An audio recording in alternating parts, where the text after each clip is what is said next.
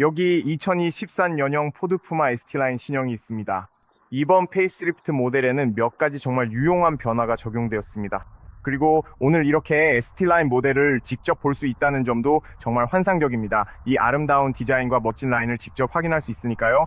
오늘 이 차를 시승하고 테스트할 수 있어서 정말 기쁩니다. 이 차로 별도의 영상을 준비할 예정인데 전체 리뷰와 실내 외관, 기술, 사양, 소재 품질까지 모두 다룰 예정입니다. 이번에는 이 푸마의 실내에 어떤 변화가 있는지 이야기해 보겠습니다. 이 영상에서는 오로지 주행에 집중할 예정입니다. 서스펜션, 가속력, 마일드 하이브리드 시스템의 작동 방식 등 모든 부분에 대한 피드백을 드리고 최대한 자세히 설명해 드리겠습니다. 오늘 제가 시승하는 이 ST 라인에는 19인치 휠이 장착되어 있습니다. 또한 뒷바퀴에는 드럼 브레이크가, 앞바퀴에는 통풍 디스크 브레이크가 적용되어 있습니다. 정말 멋진 알로이 휠입니다. 약간 공기역학적으로 설계되어 있고 조금 더 닫혀있는 형태입니다. 그래서 전기차의 휠과 많이 비슷하게 보입니다. 저는 이 휠의 디자인이 정말 마음에 듭니다. 색상도 정말 마음에 들어요. 이 색상은 포르쉐 카이엔에서 볼 수 있는 색상과 매우 비슷합니다. 카이엔의 색상을 아신다면 이 색상도 비슷하다는 걸 느끼실 거예요. 그리고 차량의 앞부분을 보면 이 각도에서 마칸과 매우 비슷하게 보입니다. 그래서 이 차가 정말 멋져 보이게 만듭니다. 정말 색상도 디자인도 마음에 듭니다. 적어도 이 ST라인에서는요, 앞 범퍼와 그릴, 그리고 사이드 스커트, 그리고 여기 뒤쪽의 스포일러까지 모두 정말 멋지다고 생각합니다. 저는 이 차의 디자인이 마음에 듭니다. 키입니다. 키리스 엔트리도 지원합니다. 전동식 접이식 미러도 있습니다. 이 부분에 대해서는 전체 리뷰 영상에서 더 자세히 설명드릴게요. 그리고 이 차가 ST라인 버전이기 때문에 입구에 알루미늄 플레이트가 있습니다. 또한 알루미늄 페달도 있습니다. 그리고 이 멋진 시트들도 있는데 빨간 스티치가 들어간 스포티한 시트입니다. 가운데는 알칸타라 마이크로 파이버 소재이고 옆면에는 인조 가죽이 사용되었습니다. 수동으로 조절하는 시트입니다. 이 부분도 역시 리뷰 영상에서 자세히 다룰 예정입니다. 이제 안으로 들어가 보겠습니다. 이제 키를 여기다 두겠습니다. 이 새로운 페이스리프트 모델의 실내에서 많은 변화가 있다는 것을 아마 눈치채셨을 겁니다. 가장 큰 변화는 실내에서 찾아볼 수 있고, 물론 외관에서도 매트릭스 헤드램프처럼 변화가 있는데 이 부분도 리뷰 영상에서 다룰 예정입니다. 그리고 야간에 차량을 보고 싶으시다면 따로 촬영한 영상도 준비되어 있습니다. 실내에 들어오면 개인적으로 정말 마음에 드는 점은 조절이 가능한 암레스트가 있다는 점인데, 이게 정말 유용하고 동일한 가죽 소재로 마감되어 있다는 것입니다. 이 차량은 여전히 수동식 핸드브레이크가 적용되어 있어서 전자식 핸드브레이크는 없고 오토홀드 기능도 없습니다. 오토홀드가 있었으면 좋았겠지만 괜찮습니다. 직접 운전해보니 꽤 괜찮은 것 같습니다. 운전하기도 쉽고 저에게는 크게 불편하지 않아요. 이 정도 가격에 이런 차량이라면 충분히 괜찮다고 생각합니다. 저는 그런 부분들도 충분히 감수할 수 있습니다. 여기에는 기어 위치를 변경하는 스토크가 있습니다. 예를 들어 여기서 드라이브로 놓을 수도 있고 S로 놓으면 스포츠 모드가 되는데 이건 변속기에만 적용됩니다. 운전하면서 자세히 설명해 드릴게요. 그리고 당연히 후진도 있습니다. 후진에 넣으면 이 멋진 360도 카메라가 보입니다. 또한 액티브 라인 기능이 있어서 주차를 훨씬 더 쉽게 안내해 줍니다. 그리고 다양한 각도, 다양한 영역을 확대해서 볼 수도 있습니다. 또한 여기 위에서 후방 카메라, 전방 와이드, 후방 등으로 변경할 수도 있습니다. 정말 유용합니다. 그리고 주차 모드로 넣으면 그게 전부입니다. 이 근처에는 무선 충전과 키 수납 공간이 있습니다. 여기에는 USB-C와 USB-E 포트도 있습니다. 또한 여기에는 카메라를 바로 활성화할 수 있는 물리 버튼도 있습니다. 참고로 이 스티어링 휠이 정말 마음에 들어요. 위, 아래, 앞, 뒤로 조절할 수 있습니다. 정말 간단하고 정말 빠릅니다. 그리고 디자인 면에서도 요즘 유행하는 새로운 트렌드를 반영하고 있습니다. 아마 최근 몇 년 동안 보셨을 거예요. 그러니까 작년에는 이런 모양의 스티어링 휠이 적용된 차들이 많이 출시됐는데 저는 이 디자인이 정말 마음에 듭니다. 운전할 때 그립감이 훨씬 더 좋아서 유용할 뿐만 아니라 윗부분이 일자로 되어 있어서 시야도 더 넓고 아래쪽에는 다리 공간이 훨씬 더 넉넉합니다. 그래서 정말 멋집니다. 그리고 퀄리티도 옆면이 펀칭 처리되어 있어서 정말 좋아요. 새로운 스크린도 있는데 12인치와 12.8인치 스크린이 있습니다. 여러 가지 방식으로 커스터마이즈도 가능합니다. 제가 연비를 리셋하고 직접 보여드릴게요. 거기서 정말 많은 정보를 볼 수 있지만 자세한 내용은 리뷰 영상에서 보여드리겠습니다. 그 외에는 사이드미러는 그대로입니다. 사이드미러가 크지는 않아요. 이건 고속도로에서 운전할 때 유용한데 사이드미러가 크지 않아서 고속 주행 시 바깥에서 들려오는 바람 소리를 줄여줍니다. 그리고 전체적으로 무난한 편입니다. 시야 확보 면에서는 괜찮은 편이에요. 괜찮습니다. 외제 크로스오버 SUV라면 사이드미러가 좀 더 클 거라고 항상 기대하지만 이 정도면 꽤 괜찮아요. 적어도 이 미러의 윗부분에서는 시야가 아주 좋습니다. 뒷슈리가 정말 커서 시야가 완벽하게 확보됩니다. 또한 여기저기 파노라마 글라스 루프도 적용되어 있습니다. 또한 이 루프는 열 수도 있습니다. 하지만 그 부분은 전체 리뷰 영상에서 자세히 다루겠습니다. 이제 화면 반응 속도가 훨씬 빨라졌고 내비게이션 시스템도 이전보다 훨씬 더 민첩해졌습니다. 새로운 하드웨어와 소프트웨어가 적용되어 동작이 더 빨라졌는데 이 점이 정말 마음에 듭니다. 목적지를 설정하고 이동을 누르면 정말 빠르게 로딩되는 걸 볼 수 있는데 이 부분이 정말 마음에 들어요. 하지만 어쨌든 내비게이션은 끄지 않을게요. 왜냐면 이 영상에서 얘기하고 싶은데 내비게이션이 계속 켜져 있으면 방해가 될 것 같거든요. 이제 몇 가지 기술적인 정보를 알려드리고 그 다음에 주행을 시작하겠습니다.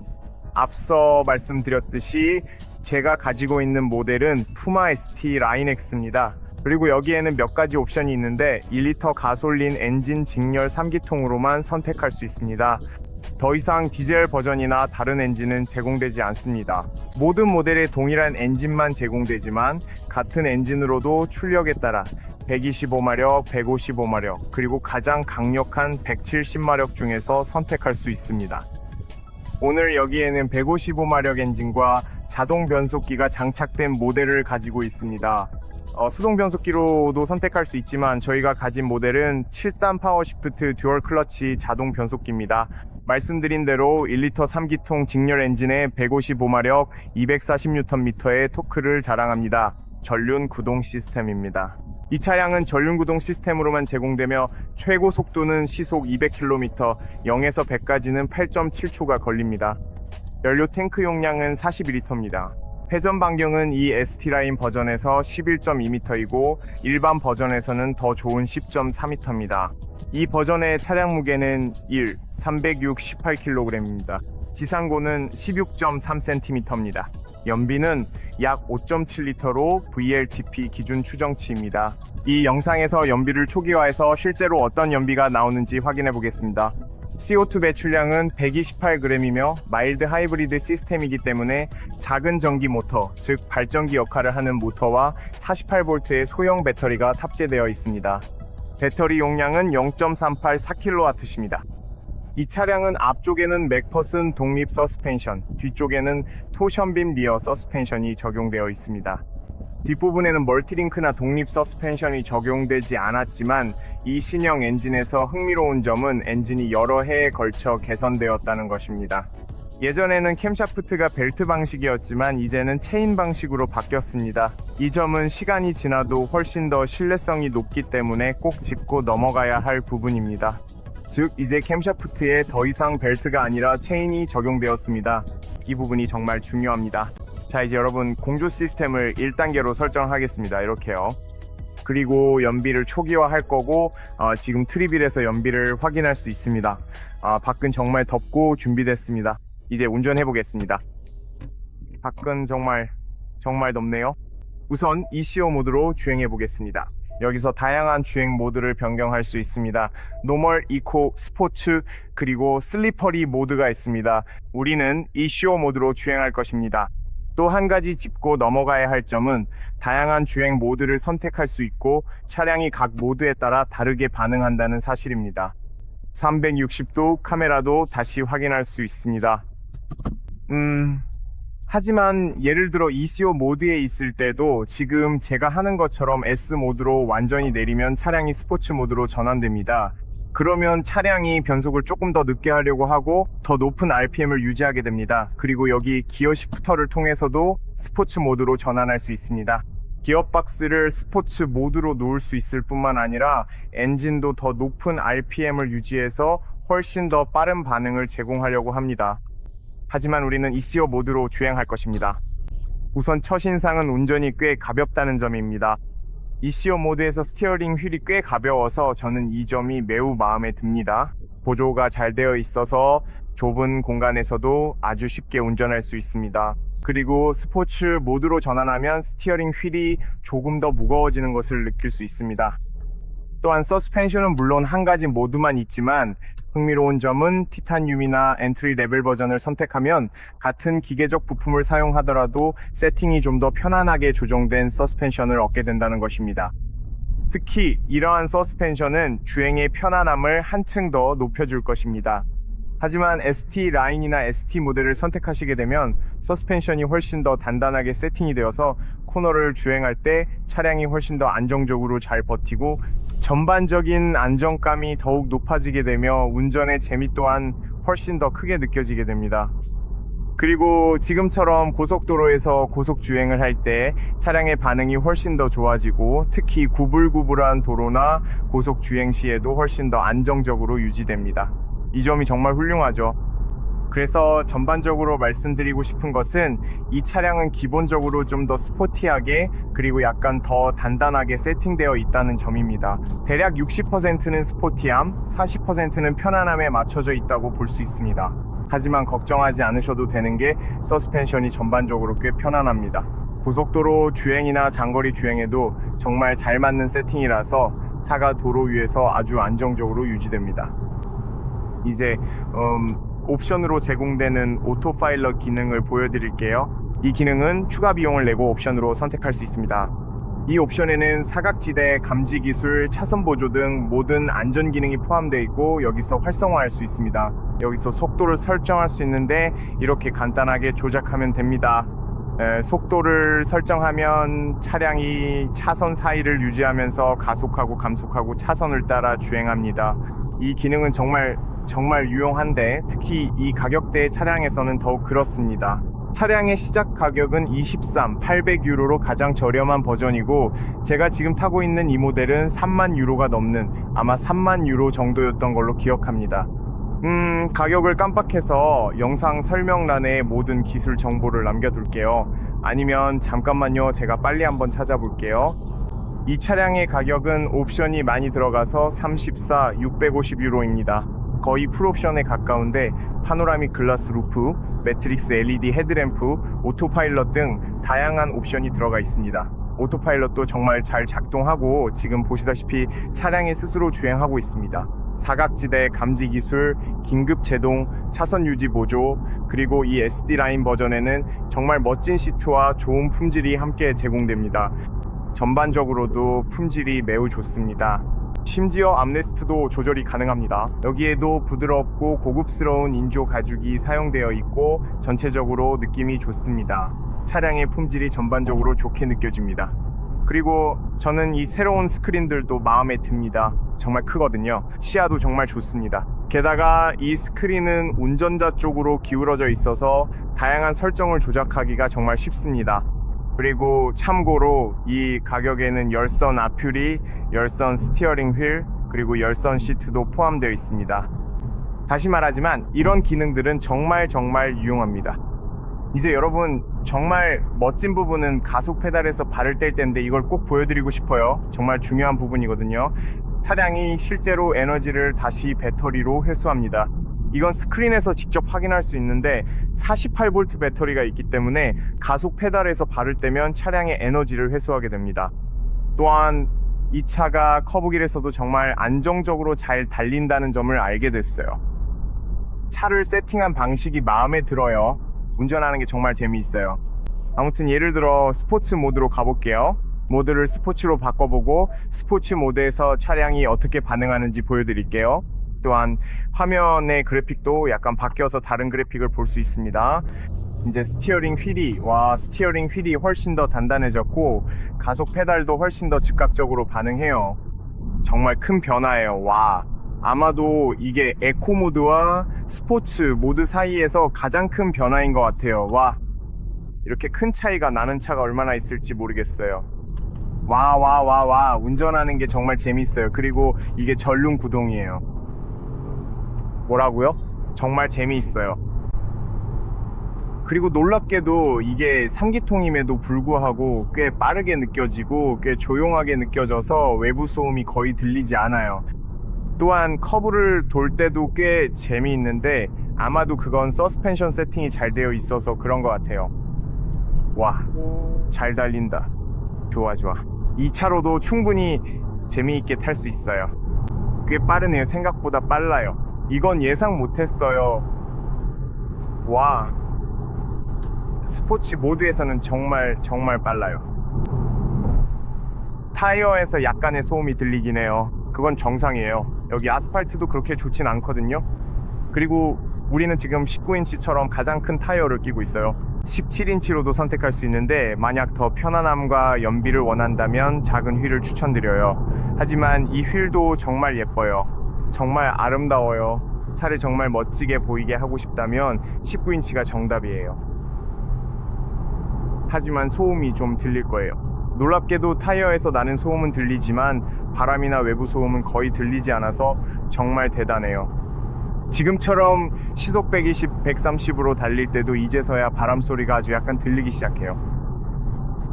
타이어 소음도 사실 그렇게 신경 쓰일 정도는 아니에요. 와, 그런데 이 차는 그런 속도에서도 정말 안정감이 뛰어나요. 서스펜션이 꽤 스포티하고 단단하게 세팅되어 있다는 점이 마음에 들어요. 저는 그런 게 좋아요. 제가 알기로는 SD 라인, 엑스나 SD 라인, 그러니까 최상위 트림에서는 서스펜션을 좀 더 단단하고 스포티하게 세팅했다고 해요. 또한 지상고가 1cm 낮아졌고 훨씬 더 스포티하게 만들려고 노력했다고 해요. 그리고 그 점이 확실히 느껴집니다. 그래서 이 차는 정말 뛰어난 안정성을 가지고 있어요. 그리고 다시 한번 좋은 오토파일럿과 안전기능, 고속에서의 뛰어난 안정성, 그리고 이 1리터 3기통 엔진을 이렇게까지 잘 뽑아냈다는 게 정말 놀라워요. 정말 좋아서 믿기지 않을 정도예요. 아마도 이게 마일드 하이브리드 시스템, 그리고 약 15마력 정도의 전기 모터와 연결되어 있기 때문인 것 같아요. 여기에 0.38kWh 정도의 48V 배터리도 있어서 정말 많은 도움이 됩니다. 지금은 에너지를 회수하고 있어서 그걸 보여드릴 수 있을지 잘 모르겠네요. 여기 마이뷰로 들어가서 연비 항목을 누르면 차량에 대한 몇 가지 정보를 확인할 수 있습니다. 이제 곧 도심 주행도 해볼 거예요. 지금은 브레이크를 밟으면 차량이 에너지를 회수하게 됩니다. 앞쪽에 바로 보이는 화면이 있어서 그것도 볼 수 있도록 화면을 바꿔보려고 해요. 그래서 어디에 있지? 여기로 다시 가볼게. 지금 도심에서는 에코 모드로 전환하는 게 훨씬 나을 것 같아. 여기서 에코로 바꾸면 지금 차가 훨씬 부드럽게 힘을 내죠.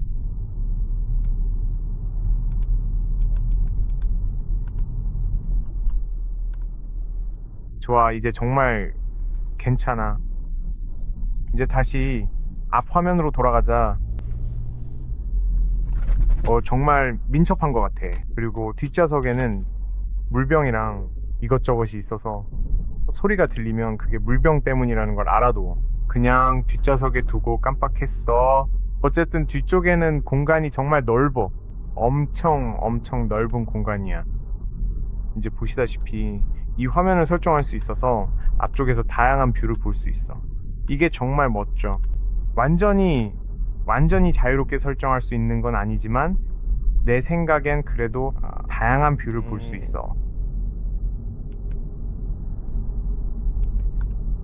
이건 하이브리드 게이지인데 차량이 에너지를 회수할 때나 사용할 때를 보여줘. 지금 바로 볼 수 있지.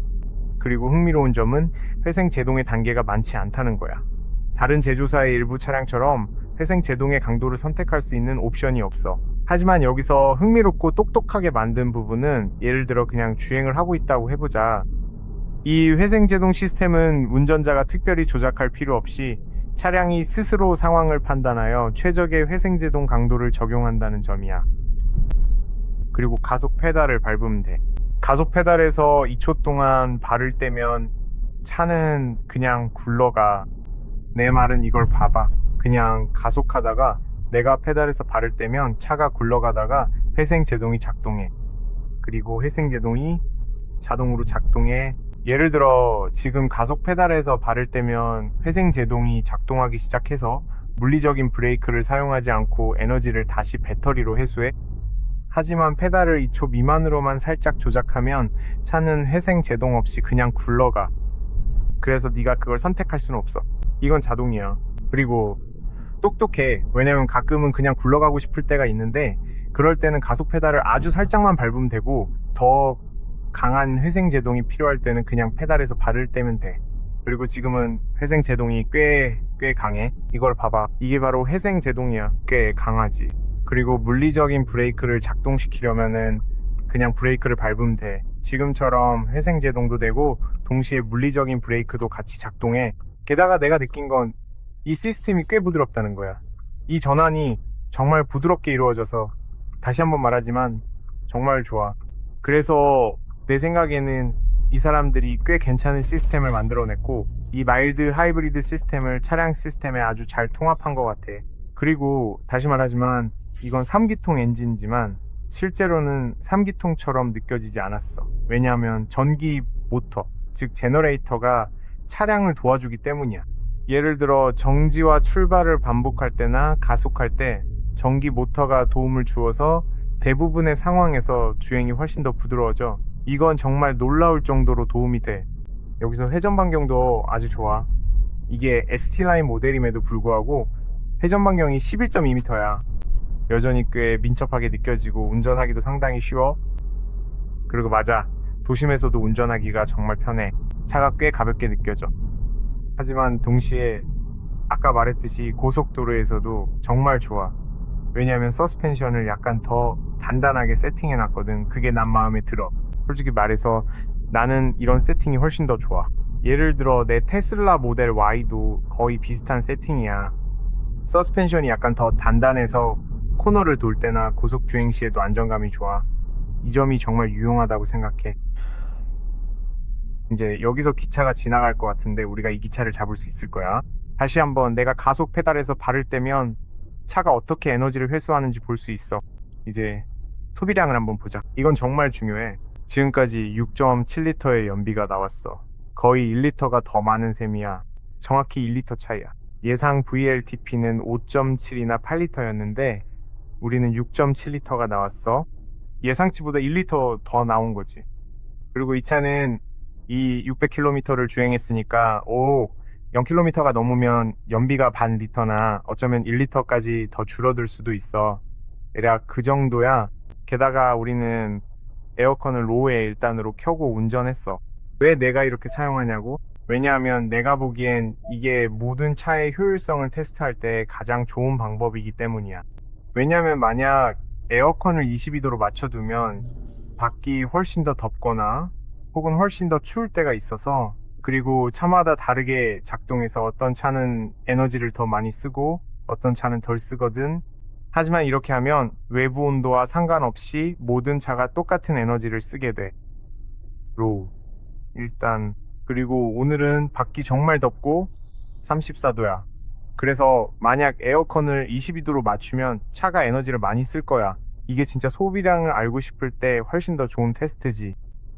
지금은 이 미친 교통체증 때문에 연비가 많이 떨어질 거야. 지금까지 6.8리터인데 솔직히 말해서 이게 현실적인 테스트야. 하지만 이 미친 교통체증을 지나고 나면 여기쯤 도착할 때까지 6.7리터였다는 점을 기억해도. 하지만 교통 상황이나 테스트에는 정말 좋아. 약간의 교통체증이 있어서 오히려 좋아. 이 영상 끝에서 어떤 연비가 나올지 대략 감을 잡을 수 있을 거야. 페달 감각이 좋아. 느낌이 정말 좋아. 차에 오토홀드 기능이 있었으면 좋겠다는 생각이 들어. 오토홀드가 있었다면 정말 유용했을 텐데 오토홀드 기능이 없더라고. 하지만 흥미로운 점은 예를 들어 오토파일럿을 설정하면 지금은 작동하지 않지만 만약 설정하면 지금 작동하는지 한번 볼게. 근데 아마 특정 속도가 되어야 할 거야. 그래, 지금 내가 설정한 것처럼 하면 오토홀드처럼 작동해. 항상 브레이크를 밟고 있을 필요가 없어서 만약 교통체증이 있으면 오토파일럿을 옵션으로 설정하면 차가 작동해서 이 자리에 머물러 있게 돼. 그래서 항상 브레이크에 발을 올려둘 필요가 없어. 이거 꽤 똑똑한 기능이야. 여러분께 드리는 팁이야. 나한텐 별로 상관없어. 그러니까 오토홀드 기능이 없어도 그렇게 신경 쓰이진 않아. 그래도 있으면 좋은 추가 기능이고 전자식 핸드브레이크도 있으면 좋을 것 같아. 하지만 그 외에는 이 차가 잘 만들어졌다고 느껴. 내 생각엔 봐봐, 저기 카이엔을 봐. 카이엔도 이 푸마랑 많이 비슷하게 생겼어. 작은 포르쉐 같아. 나는 그렇게 부르거든. 처음 봤을 때부터 그랬어. 2019년에 내가 리뷰했던 걸 보면 그때 처음 출시됐을 때였는데 첫 모델을 볼 수 있을 거야. 페이스리프트 전 모델 말이야. 그때 내가 와, 이거 포르쉐처럼 생겼다고 말한 걸 볼 수 있을 거야. 그리고 오늘 내가 가지고 있는 이 차, 이 색깔은 내가 뭐라고 부르냐면 잘 모르겠지만 크라이언이라고 부를게. 크라이언이랑 정말 많이 닮았어. 진짜 거의 포르쉐에 가까워, 정말. 가성비 포르쉐지. 근데 농담 빼고 진짜로 이 차는 정말 좋은 차라고 생각해. 이제 여기서 서스펜션을 테스트해 볼 수 있어. 서스펜션이 엄청 단단하고 크지. 더 큰 구멍들, 내 말은 그런 거야. 이제 소리가 좋아. 뭔가 튼튼하다거나 그런 식으로 들리진 않아. 서스펜션이 시끄럽게 들리지도 않고 품질이 좋아 보이는 소리야. 마음에 들어. 이렇게 세팅된 게 마음에 들어. 엄청 편안하진 않으니까 편안하게 세팅됐다고 기대하지 마. 좀 더 스포티하게 세팅된 거야. 하지만 괜찮아. 전체적으로 보면 꽤 괜찮아. 도심에서 타기에도 편해. 마음에 들어. 솔직히 말해서 나쁘지 않아. 연비는 7리터 정도고, 물론 연비가 조금 더 올라가긴 해. 그건 당연한 거야. 그리고 여기서도 차가 에너지를 회수할 때나 내가 에너지를 쓸 때 게이지를 볼 수 있어. 물론 일반 모드로도 운전할 수 있지만 도시에서는 일반 모드가 크게 의미가 있을 것 같진 않아. 하지만 대부분의 경우 고속도로를 타거나 도심을 오갈 때처럼 섞어서 운전할 땐 일반 모드에 두고 그냥 운전하면 돼. 하지만 대부분의 경우 에코 모드가 이 차에서 가장 많이 쓰이는 모드일 것 같아. 그 외에는 꽤 조용해. 창문과 거울을 통한 시야도 꽤 좋고 편안함도 좋아. 대시보드에 포드 스타일이 있어서 여기가 포드, 즉 미국 차라는 걸 알 수 있어. 왜냐면 꽤 클래식하게 보이거든. 잘 모르겠어. 난 이 차가 마음에 들어. 그리고 이 차는 유럽, 루마니아에서 만들어졌어. 거기서 완전히 조립된 거야. 그러니까 혹시 궁금해하는 분들을 위해 말하자면 중국에서 만들어진 게 아니야.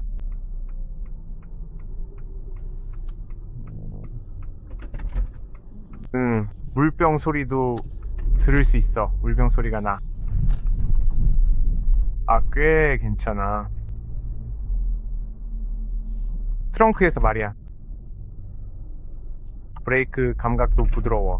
또한 회생제동과 물리적 브레이크 전환도 꽤 부드럽고 좋아.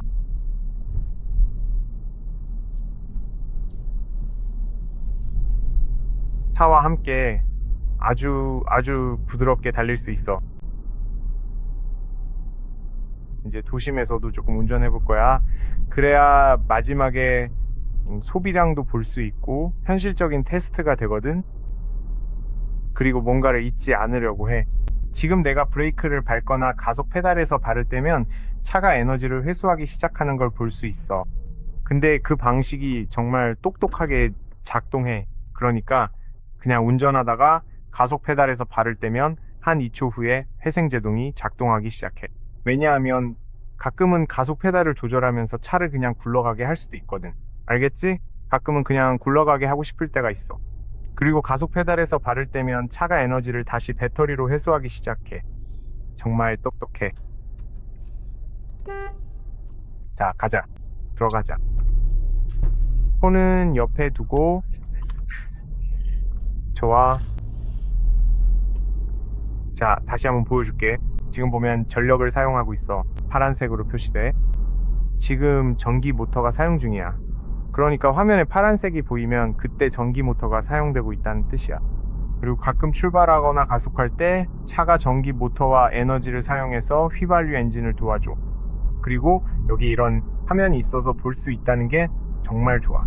보이지? 2초 후에 회생제동이 작동해. 내가 가속 페달을 놓으면 며칠 동안 이 차를 운전해보면 이 시스템에 익숙해질 수 있고 어떻게 사용해야 더 효율적으로 운전할 수 있는지 배우게 돼. 지금 내가 가속 페달을 놓으면 차가 회생하고 있는 게 보여. 그리고 이제는 물리적인 브레이크를 사용해 물리적인 브레이크와 회생제동 사이의 전환이 전혀 느껴지지 않는다는 점이 정말 마음에 들어. 이게 정말 편리하고 유용해. 다시 말하지만 연비가 계속 내려가고 있어. 6.9리터야. 꽤 괜찮아. 정말 괜찮아. 마음에 들어. 이 차가 마음에 들어. 그래, 뭐라고 더 말할 수 있을까, 여러분? 내 생각엔 모든 걸 다 다룬 것 같아. 뭔가 빠뜨린 게 있는지 모르겠네. 편안함은 꽤 괜찮아. 시트의 착자감도 좋아. 측면 지지력도 비교적 좋아. 바카시아도 좋아. 서스펜션은 스포티하게 세팅돼 있지만 꽤 괜찮아. 가속도 꽤 빨라. 여기서 또 한번 가속을 시도해 볼 수도 있어.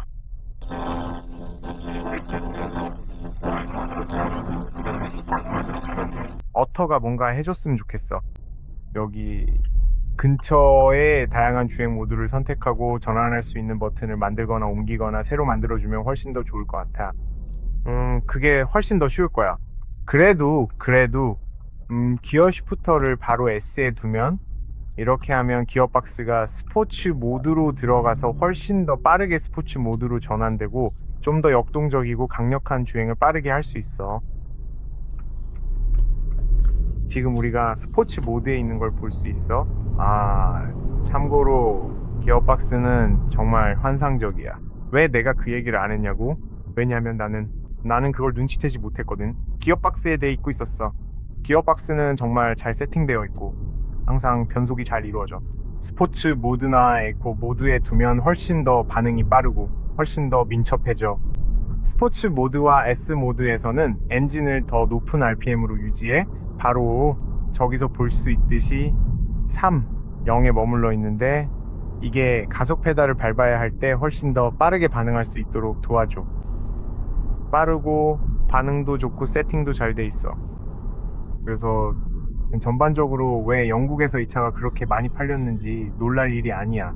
영국에서 이 푸마는 2024년에 가장 많이 팔린 차 중 하나이고 최근 몇 년간도 몇몇 나라에서 가장 많이 팔린 차 중 하나였어. 정말 인상적이고 정말 대단한 일이야.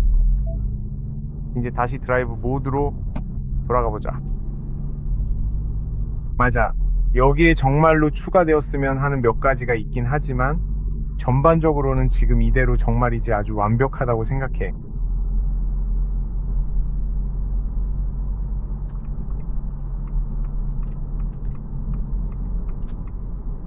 그리고 그들이 제공하는 옵션을 생각하면 약 34, 0유로 정도의 이런 크로스오버 SUV를 살 수 있다는 건 꽤 괜찮은 가격이라고 생각해. 정말 예쁘고 기술도 많고 안전기능도 많고 편안함도 좋아. 또한 유로 NCAP 안전도에서 별 5개를 받았다는 점도 중요한 부분이야. 게다가 캠샤프트를 체인으로 바꿔서 이제 더 이상 벨트가 아니라서 훨씬 더 신뢰성이 높아졌어.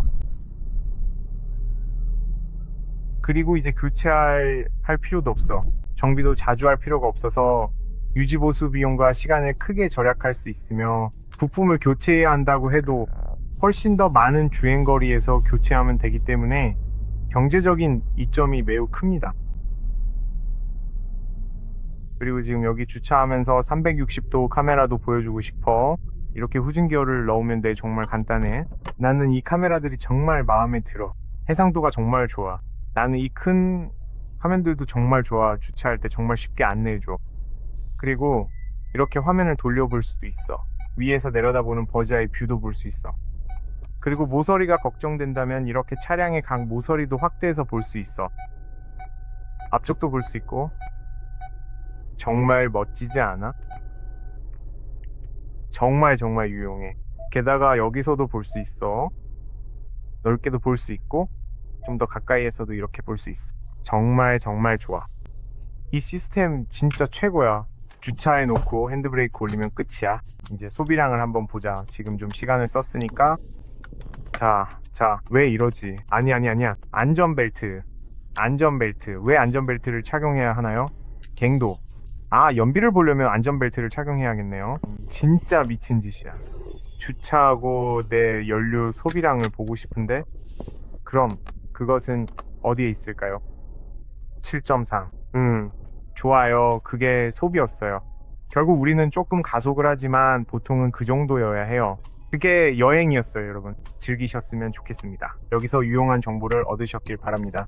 제 관점에서 보면 이 차는 꽤 잘 만들어진 좋은 차이고, 영국에서 포드 푸마가 많이 팔리는 이유도 알 것 같아요.